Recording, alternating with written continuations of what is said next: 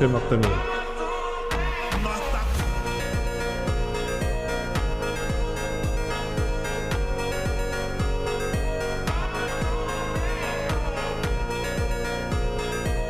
হাতটা উঠা।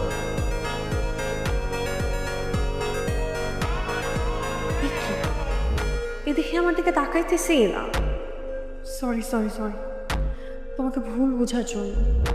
চোখ বন্ধ করে এমন একটা ছেলের সাথে রিলেশন করা যায়।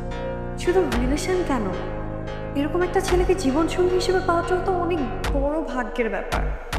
সরি।